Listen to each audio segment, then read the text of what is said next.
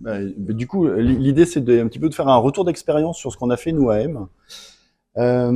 Pour ceux d'entre vous qui connaissent ou qui ne connaissaient pas M, on est une ville, moitié campagne. On a un patrimoine, du coup, c'est la slide suivante, sur lequel on a une ville à taille humaine, un peu moins de 20 000 habitants, 19 000 habitants.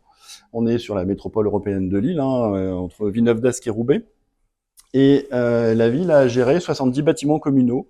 70 bâtiments communaux, ça va d'une salle des fêtes, en passant par la mairie, en passant par des logements, des écoles évidemment, des salles culturelles, enfin tout ce qu'on peut connaître sur le territoire d'une commune. On a 57 km de voirie, pour vous donner un petit peu l'étendue de notre ville, et ça représente 10 km² de territoire, avec une grande partie de milieux naturels. La ville de M s'est rapidement posé la question de la qualité de vie, et quand on dit qualité de vie, on parle forcément de que se passe-t-il à l'intérieur des bâtiments. Vous verrez que ce projet-là, il a démarré il y a déjà un petit moment, et coïncidence, en fait, c'est finalement l'année de création, comme vous l'a dit Maxence juste avant, en 2017. Et bien 2017 pour nous, c'est l'année où justement on s'est posé la question de comment on peut gérer la qualité de l'air intérieur de nos bâtiments. On a eu le nez fin parce qu'on ne pouvait pas prévoir le Covid, aucun d'entre nous ne prévoyait le Covid, on était quand même bien longtemps avant, et on s'est dit comment on va vérifier ce qui se passe à l'intérieur d'abord de nos écoles. Souvenez-vous, on se posait la question de dans quelles conditions les enfants sont dans nos bâtiments, comment on gère la qualité d'air à ce moment-là. En 2017, on s'est posé la question de se dire, on va travailler sur notre partie ventilation et qualité d'air, mais est-ce qu'on n'étendrait pas ça à quelque chose de plus large? Et c'est évidemment le choix qu'on a porté. En 2017, on a donc créé la Smart City Ville de M, puisqu'elle existait, on n'a pas cette prétention-là, elle existait évidemment ailleurs. Et donc on s'est dit, on va commencer d'abord par piloter nos installations de chauffage. Qu'est-ce qui est plus énergivore que des grands volumes à chauffer avec des isolations qui sont pas toujours les meilleures, les plus optimisées. Et donc on s'est dit, il faut vraiment qu'on travaille sur cette partie-là. Comment on va être capable de piloter nos installations? Évidemment, on a un mainteneur de chauffage, un prestataire qui vient et qui nous règle nos installations, qui gère la CVC, qui gère la partie chaufferie.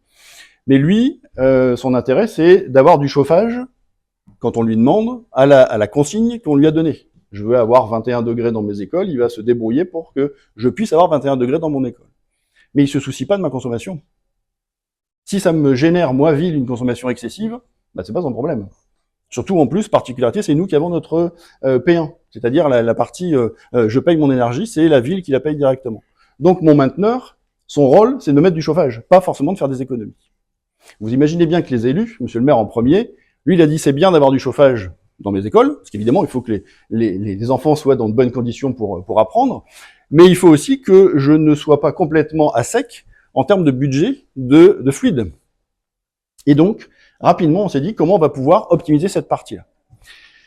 De là, quand on prend juste la partie économie, il faut aussi travailler sur la partie paramètres qualité de l'air. On a eu de la chance, du coup ça sera la diapo après, mais je reviendrai dessus, on a pu créer notre propre capteur de qualité d'air. Je vous l'expliquerai juste après. Comme on a créé notre propre capteur, on s'est dit il faut qu'on ait notre propre réseau. Ne pas dépendre de quelqu'un d'extérieur, ne pas dépendre d'une prestation qu'on ne maîtrise pas. Et puis après, on avait besoin aussi de quelqu'un qui était capable de nous faire une passerelle entre l'ensemble de nos moyens technologiques et l'usage derrière. On s'est vite aperçu d'ailleurs que souvent, on chauffait une salle de sport pour permettre à un club de bridge de se réunir à une dizaine de personnes. Et le retour était très négatif. J'ai froid dans la salle que vous me mettez à disposition. C'est pas forcément que le chauffage ne fonctionnait pas, c'est que le chauffage était calibré pour avoir une activité sportive, donc plutôt à 16 degrés. Je veux pas dire que le bridge n'est pas du sport, mais quand vous êtes assis sans bouger, à 16 degrés, vous avez froid. Vous avez cette sensation d'avoir froid. Donc, plutôt que de pousser mon chauffage à 21, 22 degrés, qui m'aurait généré une consommation énergétique importante, démesurée d'ailleurs, pour le peu de personnes, on s'est dit, on va plutôt délocaliser mon club de bridge dans une salle plus petite, que là, je vais pouvoir chauffer de manière plus importante, en gérant ma consommation. C'est ce qui a porté notre démarche. Alors Maxence vous a remis effectivement la partie technique qui vous expliquait tout à l'heure. Nous, notre petite particularité, c'est qu'effectivement, on maîtrise notre propre réseau LoRa, donc je ne paye rien. Je l'ai payé au début, évidemment, j'ai payé mon infrastructure, mon installation, mais maintenant c'est gratuit, c'est totalement gratuit, à part les coûts de fonctionnement et un petit peu de fluide. Et surtout, c'est le réseau de la ville. C'est-à-dire que je choisis les données que je fais transiter sur mon réseau. Quelles données j'utilise, comment je les utilise. Il n'y a pas de notion de je dépasse un certain seuil. Et je vais les utiliser, grâce à eux, sur la partie Indalo Supervision, qui est finalement le jumeau numérique de l'ensemble de nos bâtiments. On a créé ce jumeau numérique pour avoir de la prédiction. Comment je vais pouvoir être capable d'avoir une bonne température le lundi matin à 8h quand les enfants rentrent en classe? Eh bien, peut-être parce que j'ai besoin de commencer à chauffer à 4h22 pour cette école-là. L'école suivante, je vais la chauffer peut-être à 3h12 parce que le volume est différent, parce que mon bâtiment n'est pas le même, il n'est pas isolé de la même manière. Et ça, cette notion-là de prédiction et de jumeau numérique, elle nous sert aujourd'hui. Alors, c'est tout frais, puisqu'on a démarré sur la saison de chauffe 2024-2025, c'est-à-dire octobre 2024. Il n'empêche que la première démarche qu'on a portée dans cette notion d'économie, Monsieur le maire nous a fixé un objectif ambitieux de 30% de réduction de consommation énergétique sur l'année. Alors évidemment, à année comparable, en tenant compte des degrés jours, puisque le réchauffement climatique, les saisons font qu'on ne peut pas comparer une année à l'autre de manière stricto sensus vraiment identique. Et en fait, on a une certaine fierté au niveau de l'équipe, puisque avant d'avoir notre jumeau numérique, juste sur la gestion des salles, juste sur la régulation de nos installations, on a fait une économie de 32% entre janvier et octobre 2023. C'est-à-dire qu'on prenait la référence 2023 par rapport à 2024. On a atteint l'objectif. Mais on veut aller plus loin, c'est-à-dire qu'on ne va pas s'arrêter là. On va se dire, maintenant, grâce au modèle prédictif, on veut vraiment optimiser nos consommations. Alors, dans nos 70 bâtiments, on n'a pas pris les 70 bâtiments pour les équiper d'un seul coup, parce que tout simplement, la charge est énorme, le volume financier n'est pas non plus négligeable. Donc, on s'est d'abord concentré sur nos groupes scolaires, sur les écoles, sur les salles de sport et sur les bâtiments culturels. Particularité également chez nous, on gère en propre une résidence pour personnes âgées, un foyer logement personnes âgées. Sans logement, on a décidé d'équiper, notamment avec cette solution-là, pour leur permettre d'avoir une gestion à l'appartement. Une personne âgée, quand vous lui dites, pour gérer les économies d'énergie, je vais mettre votre température de logement à 21 degrés, ça ne marche pas. Une personne âgée a plutôt froid, elle préfère, même si on est à 22, 23 degrés dans son logement, elle va vous dire qu'il fait froid. Et donc, il faut être capable de gérer appartement par appartement. Grâce à la démarche d'Indalo, on peut voir, la directrice d'établissement peut mesurer, on a mis des têtes thermostatiques connectées, donc 300 têtes thermostatiques, il y a 100 logements, il y a 3 radiateurs par logement, 300 têtes, et on est capable de voir en instantané la température réelle dans chacun des logements. La sensation de froid que les familles venaient mettre en avant, c'est pas normal, vous hébergez ma maman, mon papa dans cette pièce, il fait froid, il me dit qu'il a froid. Ben, écoutez, venez voir, on regarde l'historique, il fait 22, 23, 24 degrés en journée, ça baisse un petit peu le soir. Est-ce que vous pensez que c'est une situation qui est acceptable pour votre parent qui est là? Et du coup, les familles se disaient, ah ben, je ne base plus sur le ressenti, mais sur des données concrètes, factuelles. On a d'ailleurs travaillé sur le principe de forcer le chauffage dans la salle de bain un petit peu de temps avant que la personne ne vienne pour utiliser la salle de bain. Comme ça, l'ambiance est déjà réchauffée. Quand vous rentrez dans une pièce qui est déjà chaude, vous avez moins la sensation de froid. Et bien tout ça, c'est grâce à la notion de prédiction. On a mis en place aussi, pareil, depuis octobre, donc c'est quelques déboires au début techniques, parce que forcément, c'est une nouvelle installation, c'est un nouvel usage, mais aujourd'hui, ça fonctionne plutôt bien. Dans nos écoles, même démarche, on a été confronté au début à quelque chose qui ne fonctionnait pas. Et le retour des usagers, c'est de dire, mais vous avez installé un super système, et pourtant il fait froid dans nos classes. Comment ça se fait? On s'est aperçu que le personnel d'entretien, quand il arrive le matin, son rôle, lui, c'est de rendre propre l'école. Mais c'est aussi d'ouvrir les fenêtres pour ventiler l'école. Or, le logiciel ne l'avait pas pris en compte. Lui, il avait dit, quand je commence à chauffer, dans mon exemple de tout à l'heure, à 4h22, les fenêtres sont fermées. Il y a une certaine température dans le bâtiment. Et le personnel qui arrive à 5h30, 6h, il nettoie, il ouvre grand les fenêtres et puis il laisse ouvert. C'est plutôt bien parce que l'air est renouvelé. Sauf que moi, ma température de chauffage, elle prend pas ça en compte. Donc ça, il a fallu l'ajuster, il a fallu l'expliquer. Il a fallu communiquer avec le corps enseignant, avec les parents, pour expliquer pourquoi ça coince. Aujourd'hui, c'est réglé, ça fonctionne. Il y a toujours des bugs, il y a toujours forcément les pannes, les petits problèmes de paramétrage, ça c'est un nouveau système, ça se met en place, on y est. Voilà pour cette partie-là. Vous aviez vu le fonctionnement. Je ne sais pas si je rentre dans le détail, mais c'est cette partie-là. La notion de pilotage intelligent, c'est un peu ce que je vous ai expliqué, le jumeau numérique qui nous aide beaucoup. Particularité également, on a un logiciel de gestion des services techniques qui s'appelle Minti4, qui est un logiciel qui permet de gérer l'ensemble des interventions sur les bâtiments. Et on s'est dit, on va pousser la démarche encore plus loin, on va rendre l'usager acteur. Je suis dans une association, je suis dans une association sportive, culturelle, j'ai besoin de réserver du matériel, j'ai besoin de réserver une salle, et bien c'est moi qui vais choisir mon créneau. Et figurez-vous que ce qu'on va faire, c'est qu'on va limiter les interventions humaines derrière. Je réserve mon créneau, samedi de 18h à 19h, et bien automatiquement, notre logiciel de gestion va faire le lien avec Indalo Supervision et va lui dire, il faut que cette salle ou cette réservation ait du chauffage. Débrouille-toi pour que la température soit si c'est sportif, de 16 degrés, si c'est culturel, de 21 degrés par exemple. Et il va pareil redémarrer le chauffage à au bon timing pour qu'il puisse faire chaud.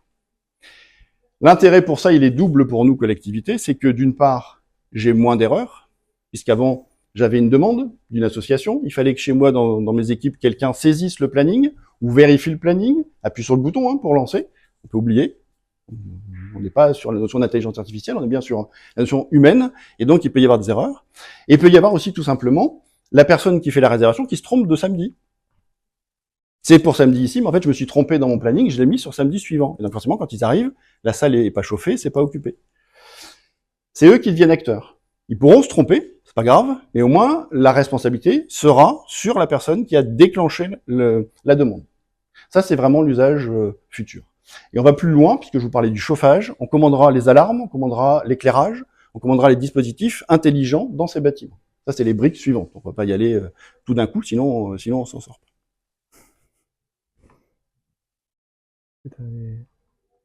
On retrouve là la notion de...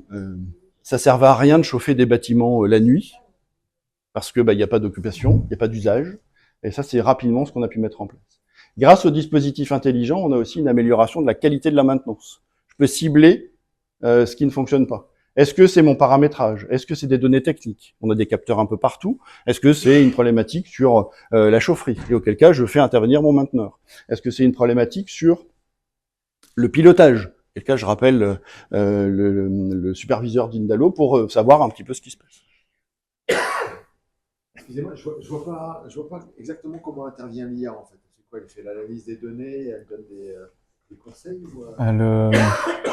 Excusez-moi. En gros, notre régulation est différente d'une régulation d'une chaufferie classique. On régule aux besoins de chauffe et pas juste en fonction de la température extérieure. Donc l'IA analyse les données de sonde CO2 pour comprendre les habitudes d'occupation des gens. Donc des fois, on rajoute au planning de l'occupation qui n'était pas sur le planning de base parce qu'on sait qu'il y aura des gens. Ou alors, au contraire, des fois, on se permet de couper des plages d'occupation parce qu'on est sûr qu'il y aura personne. Typiquement, on associe les plannings de congés scolaires, les jours fériés avec l'occupation du bâtiment. Si deux jours fériés d'affilée, personne n'est venu, on est certain que les jours fériés du bâtiment seront toujours des plages inoccupées. Donc, automatiquement, nous, on se permet de modifier le planning et de retirer les plages d'occupation qui étaient prévues. Et en fait, les jours fériés, c'est une dizaine de jours dans l'année, et en fait, c'est 3% de la conso de chauffe globale. Si on se permet de dire, bah non, en fait, ces plages-là, j'ai pas besoin de chauffer à 21 mon bâtiment, je sais qu'il sera vide. Et donc, l'IA rentre là, l'IA rentre sur à quelle vitesse on est capable de remonter en chauffe le bâtiment. Et donc, c'est quoi ma température réduite que je peux accepter le week-end et pour avoir une consommation la plus faible possible. Tous ces calculs-là, ils sont aidés par l'IA. Si ça répond à votre question. Juste pour vous dire, c'est un petit détail, mais qui a quand même son importance. Quand on s'est posé la question de quel capteur je vais mettre pour avoir des informations sur la qualité de l'air, on s'est rapidement trouvé confronté aux problématiques de la fiabilité du capteur. On trouve des capteurs à tous les prix. Moi, j'ai rien à vous vendre, donc je vous explique ce qu'on a fait. On s'est dit, pour équiper mes bâtiments, soit j'achète en volume des capteurs, mais je suis pas sûr de comment je vais pouvoir les gérer, comment je vais pouvoir donner du sens à la fiabilité de la donnée. Et on a fait le choix, en fait, de créer notre propre capteur. On a eu de la chance, on a un Fab Lab chez nous, et donc on a créé 250 capteurs. C'est le petit capteur que vous voyez là-bas sur la gauche, avec différents prototypes, mais aujourd'hui, il fonctionne dans sa version définitive. L'idée, c'était d'équiper le plus de salles possible. Donc, on a déployé 220 capteurs sur les 250, j'ai un petit peu de backup. Et ces capteurs, d'ailleurs, je vous livre une petite anecdote, ils nous ont desservis au début, puisqu'on les a mis dans les salles de classe. On les a mis dans les salles de classe, et le temps du déploiement, on était entre 2017 et 2020, donc vous voyez, vite, le Covid arrive, et nous, on a eu la chance, on a eu nos capteurs avant. Donc on a déployé nos capteurs, ils étaient dans toutes les salles de classe. Et sur le petit écran, on voyait effectivement le taux de concentration, sur la partie qualité d'air, donc sur le CO2 dans la pièce, mais on s'est dit on va pas s'arrêter à ça, on va rajouter la température, l'hygrométrie et le COV.